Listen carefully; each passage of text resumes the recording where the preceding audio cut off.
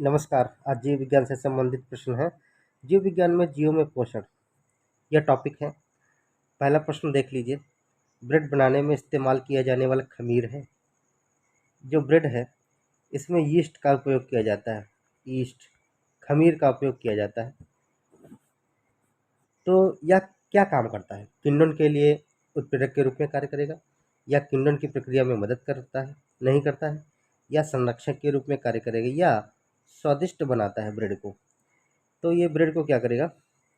किण्वन प्रक्रिया, जो फर्मेंटेशन प्रोसेस है, उसमें कैटालिस्ट का काम करेगा, उत्प्रेरक के रूप में कार्य करेगा, प्रक्रिया को बढ़ाने का काम करता है। कौन सा विटामिन प्रतिरक्षा प्रदान करता है? Vitamin A, vitamin B, vitamin K, vitamin E. प्रश्न नंबर 2 है। तो प्रतिरक्षा जो प्रदान करेगा विटामिन ए, घाव भरने के लिए आवश्यक विटामिन है। शरीर में घाव हो जाता है, इसमें इसको भरने के लिए आवश्यकता होती है कुछ विटामिन की। विटामिन ए काम करेगा, vitamin B, vitamin C, vitamin D. तो विटामिन सी काम करेगा, घाव भरने में मदद करेगा। पोषण नाल कहाँ से प्रारंभ होती है? कहाँ से प्रारंभ होती है पोषण नाल? मीन्स डाइजेशन कहाँ से शुरू होता है? इस तरह से का भी प्रश्न कहा जा सकता है। ग्रसनी से, ग्रासनली से, छोटी आंत से, मुख से, नीचे मुख लगा है तो भैया मुंह से ही डाइजेशन शुरू हो जाता है। विटामिन के किसके संश्लेषण में भूमिका निभाता है? जो विटामिन के है किसके संश्लेषण में भूमिका निभाएगा?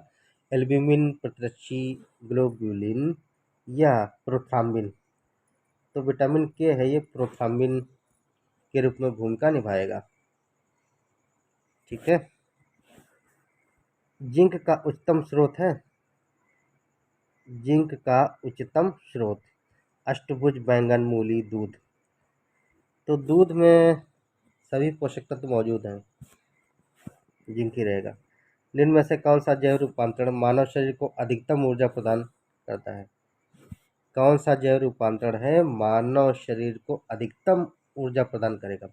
ADP to AMP, ATP to ADP, ADP to ATP, या एएमपी टू एडीपी। तो भैया अधिकतम ऊर्जा से शरीर को जो प्रक्रिया प्रदान करेगी, ADP to ATP, adenosine diphosphate, किसमें चेंज हो जाएगा? एडिनोसिन ट्राइफॉस्फेट मीन्स एटीपी में चेंज हो जाएगा। इसके रूप में कोशिका में ऊर्जा सुरक्षित रहती है, शरीर में ऊर्जा निहित रहती है। पाचन में क्या होता है? बड़े भोजन के कण छोटे कणों में टूटते हैं, या अविसरणशील भोजन कण अपने विसरणशील घटकों में टूटते हैं। स्टार्च ग्लाइकोजन में बदलता है, घुलनशील भोजन में जीव द्रव्य बनता है। पाचन में वास्तविकता क्या होता है? जो कॉम्प्लेक्स मॉलिक्यूल्स हैं वो सिंपलेस्ट मॉलिक्यूल में चेंज हो जाते हैं, टूट जाते हैं, या कह लें जटिल अणुओं का सूक्ष्म अणुओं में टूटना ही पाचन कहलाता है। इस प्रकार कहा जाएगा अविसरणशील भोजन कण अपने विसरणशील घटकों में टूट जाते हैं, यही पाचन है।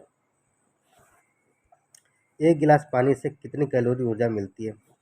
0 कैलोरी, 15 कैलोरी, 56 कैलोरी, या 25 कैलोरी। भैया पानी चाहे जितना पी जाओ, इसमें ऊर्जा तो मिलती नहीं है, लेकिन पानी शरीर के लिए बहुत ही आवश्यक है।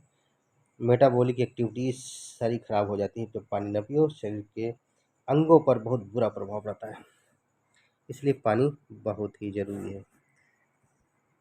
होमोस्टेटस को बैलेंस करेगा पानी। मछली से प्राप्त होने वाले कॉड लिवर तेल किस विटामिन से समृद्ध है? जो कॉड लिवर तेल है मछली से प्राप्त होता है, लेकिन कौन सा विटामिन इसमें प्रचुर मात्रा में होता है? विटामिन ई, विटामिन डी, या विटामिन सी, या विटामिन बी। तो ये विटामिन रहेगा, विटामिन डी प्रचुर मात्रा में मौजूद रहता है इसमें। ठीक है, आगे देखेंगे।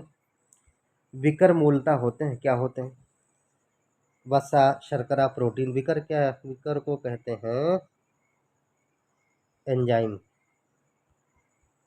एंजाइम, एंजाइम क्या होते हैं? ये प्रोटीन होते हैं विशेष प्रकार के।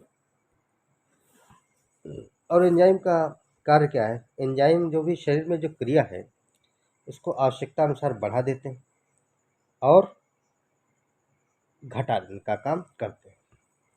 तो एंजाइम बहुत महत्वपूर्ण है, उत्प्रेरक के रूप में कार्य करेंगे, कैटलिस्ट का काम करेगा एंजाइम।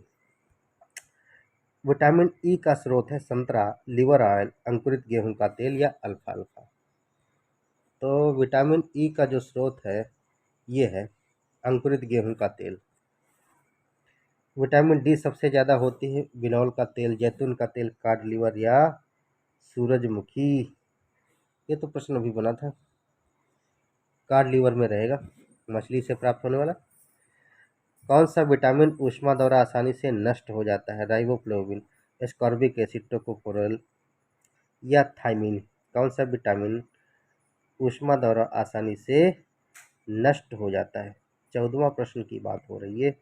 तो भैया एस्कॉर्बिक एसिड है जो, ये बहुत ही जल्दी समाप्त हो जाते हैं, विटामिन सी जिसको कहते हैं एस्कॉर्बिक एसिड। कौन सी प्रोटीन मूत्र निर्माण में सहायक होती है, एल्ब्यूमिन, ल्यूसीन, केरोटीन या केसीन। तो जो एल्ब्यूमिन है ये प्रकार की प्रोटीन है, तो मूत्र निर्माण में इसकी महत्वपूर्ण भूमिका रहती है एल्ब्यूमिन की। 4D सिंड्रोम कहा जाता है कुष्ठ रोग को, पेलेग्रा रोग को, अर्थराइटिस को या सोराइसिस को। 4D कहा जाता है पेलेग्रा रोग को, 4D सिंड्रोम कहा जाता है।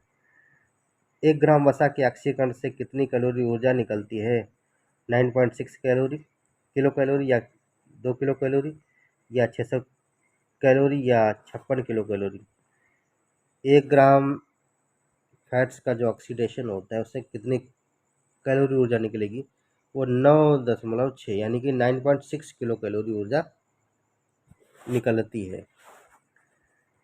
निम्न में से सूक्ष्म पोषक तत्व हैं NaCl के, या कह लें sodium, chlorine, potassium, calcium, potassium, phosphorus भी है, सल्फर भी है। सूक्ष्म पोषक तत्व की बात हो रही है। प्रश्न हो गया 18वां। तो भैया इसमें सूक्ष्म पोषक तत्व ये हैं, Fe यानी कि आयरन, CO यानी कि कोबाल्ट, F मतलब फ्लोरीन, MO मोलिब्डेन, I आयोडीन। ये सूक्ष्म पोषक तत्व हैं। लोहमायता एक रोग है जो श्वास के साथ निम्न में से क्या अंदर लेने से होता है, सिलिका धूल से, धूल, लौह धूल, जस्ता यानी धूल से या कोयला धूल से। किसके कारण लौहमायता रोग होता है, 19वां प्रश्न। भैया लौह धूल है जो आयरन युक्त जो डस्ट है उससे ये डिजीज होती है। एंजाइम ठीक से काम कर पाए इसके लिए कौन से यौगिक आवश्यक हैं, विटामिन, भारी धातु मीन्स हैवी मेटल या बफर या स्टेरॉइड। एंजाइम के ठीक रूप से काम करने के लिए विटामिन बहुत ही ज़रूरी है। तो एंजाइम जब भी कार्य करेंगे जब विटामिन आपके शरीर में मौजूद होगी। खाना पीना सही से ध्यान रखिए भाई। तो ये थे महत्वपूर्ण प्रश्न।